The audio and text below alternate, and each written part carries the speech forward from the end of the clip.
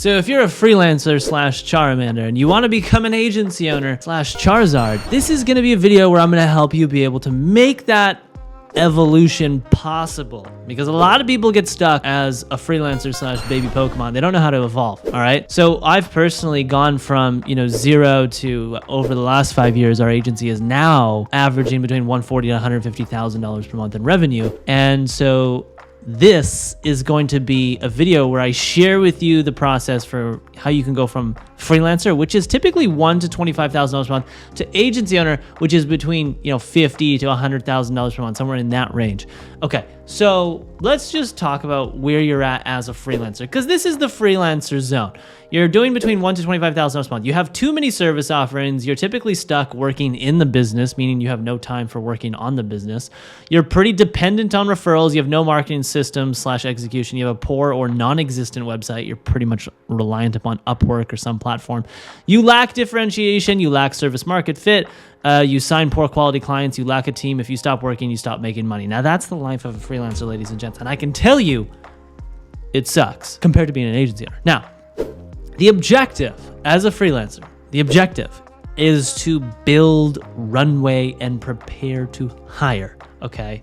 Now, service market fit is also a very important objective, but what you want to do along the way of becoming a freelancer, and I've written it here for you all, is save as much money as possible until you're consistently making enough profits so that you can hire somebody, either part-time or full-time, who can actually service the clients that you're working with, okay? And you can still be profitable while doing that. What typically happens, service the clients means they can service the clients and maintain communication with the client. That means if you hire somebody, they can manage the client relationship and service them, not just service them while you maintain the relationship. They should do both. So your goal, here's a good example. Your goal would be like, you get to 10K per month in profit so that you can hire somebody part-time or full-time for $5,000 per month. Now, the way that you would get into that position is you need to do the math. So how much do you need to pay yourself to live your life? Okay, and be modest. Don't inflate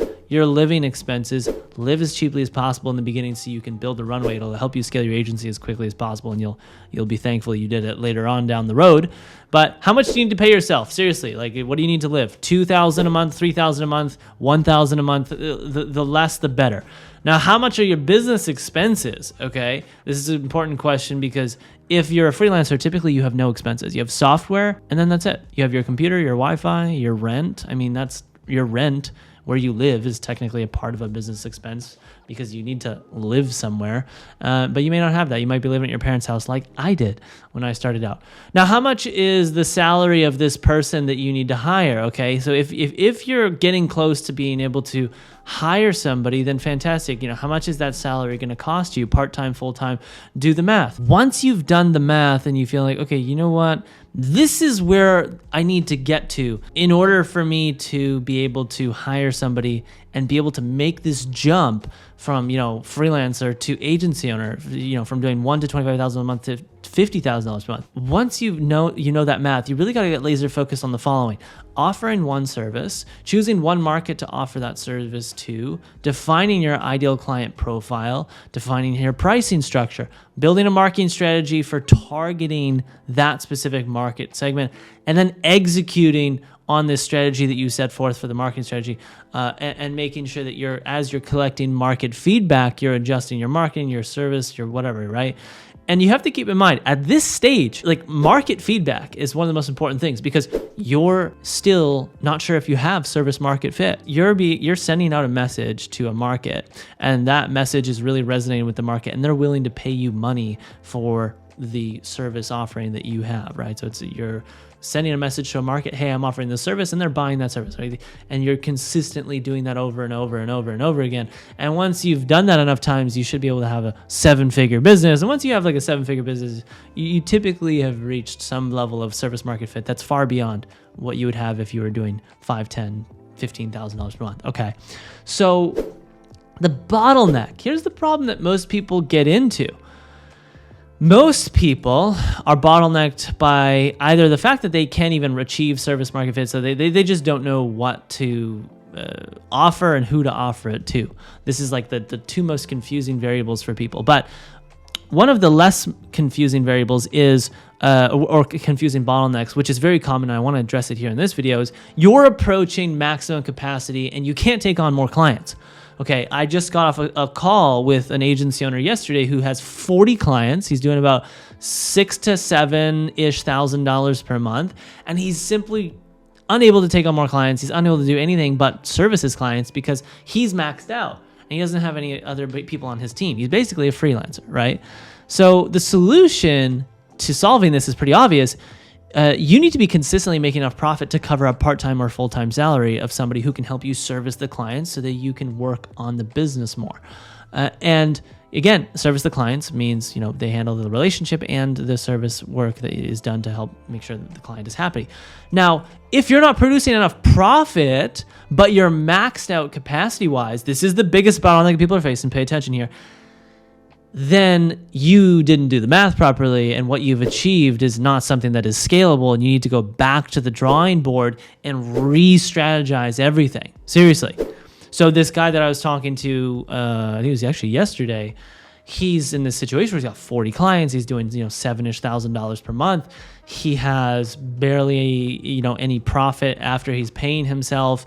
And so it's kind of like, well, yeah, this isn't going to work. You can't just scale this. You can't even really hire somebody. So we got to restructure and re-strategize the whole offer, the whole service market fit, the whole thing. Like what's the service? What's the pricing? What is the market that you're going after, etc. We got to re-strategize a lot. And this is why it's so difficult for me on YouTube to give you guys the answers to everything you need to be able to build a successful agency, because a lot of it is just so contextual to the market that you're in, the service that you're offering, the bottlenecks that you're facing. I mean, it would take me a decade to go through all the different bottlenecks that people face because they're just infinite. So how do you find that person? Because that person is typically the person you need to hire if you have the margin to hire them. It's really straightforward. You build a job description with an application form, you drive traffic to it. I've made videos on this in the past. Hiring someone is not very difficult. But here's the thing that a lot of people ask me: should you hire someone with a lot of experience or none? I recommend some experience, but not a lot for your first hire. Granted, if you have no margin and you don't have much money, then you can hire somebody that has no experience, but you're going to have to pay with your time because you're going to have to spend a lot of time training them, which is kind of why I like the middle ground of hiring first somebody that has a little bit of experience, but not a lot, and they have a really strong work ethic. So they're not super expensive. They're not dirt cheap, but they're somewhere in the middle, and you won't have to invest as much time to get them, ramped up. Once you've hired this person and you train them, you should be able to take off a good amount of in the business work that you're doing, right? You should be able to have a lot more free time, but it might take you a month, 2 or 3 to be able to get this person into a good enough spot to where they can service quite a bit of clients that you were managing. All right. So less time ITB in the business, more time OTB on the business. If you're not familiar with ITB just means you're working in the business, servicing clients. OTB means you're working on the business, growing the business, doing marketing, doing sales calls, improving SOPs, etc. Making your overall business better. Now that you have time to work OTB, if you've hired somebody and trained them, you got to really just figure out what is the biggest bottleneck and how can you fix it. And usually at this stage for people, when they're going from this freelancer to becoming a baby agency, it's typically marketing. It's typically client acquisition, getting consistent lead flow. That was a lot, okay? But if you can zoom out, do the math, as I said, for getting yourself into a position where you can have enough profit at the end of the day to hire somebody to fulfill the clients and still be profiting after you've hired them, and then you can free up time for yourself to really think through service market fit and work through a marketing strategy. That'll put you in a really good position for going from, again, $1 to $25K per month to $50,000+ per month. And your new reality, ladies and gents, is, again, once you've hired this person and you've really trained them up or whatever, and they're managing a good amount of your workload, you'll be way more focused. You'll be able to take a vacation and actually breathe, because for once in your life, you won't be the only person that is generating revenue in your company. You can actually take a day off, and you'll still make money because you have somebody who's managing, a portion of your business. You have someone or multiple people who can manage most of your clients, and this is fantastic. Like once you've actually reached $50,000 per month, if you've offloaded a lot of your clients, typically you don't have too much client work and you can spend a lot of your time working on the business. The agency at this stage will still die without you because it's in its infancy, but it would at least have a chance at surviving. Whereas if you didn't have any team members, it would for sure die. Profit margin will definitely decrease. In the beginning, you're going to have somewhere between 50 plus to 70% margins, and that's very normal and typical. But after you've begun to hire people, you'll see your margins go below 50%, maybe down into the 30s or 20s, depending on the caliber of talent that you're hiring, okay? But it's going to allow you to have your life back and free up time to be able to focus on more important things in scaling this agency, okay? So, ladies and gents, if you're a Charmander and you want to become a Charizard, if these Pokemon references aren't doing anything for you, I mean, dear Lord, I find them absolutely hilarious as a Pokemon fan. But this is hopefully helpful to you. And I want to give you just some mental models that will kind of guide you along this way. At this level, and pretty much always, you want to look and act levels above where you currently are. What does that even mean? Well, if your website's shit, you should make a really good website. Okay, a website that looks like you're a 7-figure or an 8-figure agency. Yeah, it's probably a $2,000, $3,000, $4,000, $5,000 investment with a whole lot of your time invested into it. But guess what, ladies and gents?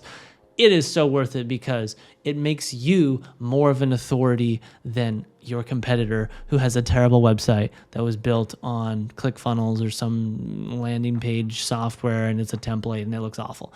Okay, so if you can make yourself look much farther than where you are, that'll really help. It's a good mental model for helping you go to become an agency owner. Pay close attention to market feedback. That's one of the most important things you can take away from this video because again, you still don't have service market fit. So the market feedback is what's going to determine or allow you to be able to even achieve that. Okay.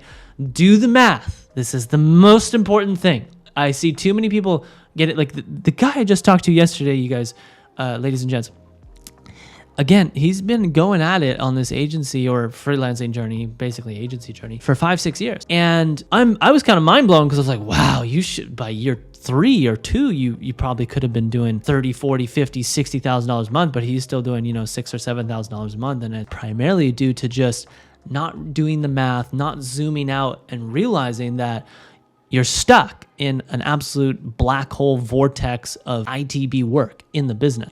And you're there because you don't have pricing structure that makes sense, or you don't have a team, or you don't have service market fit, and you just don't see it, and you don't see it because it's an unknown to you. And so watching videos like these are hopefully enlightening to you. So ladies and gentlemen, if you enjoyed that video, fantastic. You can become a Charizard maybe one day, but I'm thinking of making a video where we talk about going from 50 to 100, 150 plus $1,000 per month, because this is also very different. And actually I could probably make a video about going from 100 to 200 because our agency is in the process of doing that and we're about halfway there.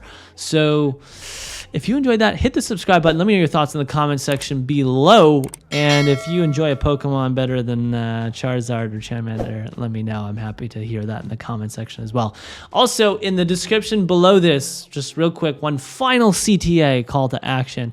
If you are an absolute beginner, I'm thinking of trying to launch something called Agency Birth, which is a program that is dedicated to helping you go from $0 to $10,000 per month. I'm planning to launch it for free. If I don't launch it for free, it'll be something super cheap, like $99 per month, just because there's so many of you who want to start an agency, and that's just not something that I necessarily want to help a lot of people with, but there's such demand for it, and there's already like 400 people on the wait list for this Agency Birth program / community. So I got to finish it at some point.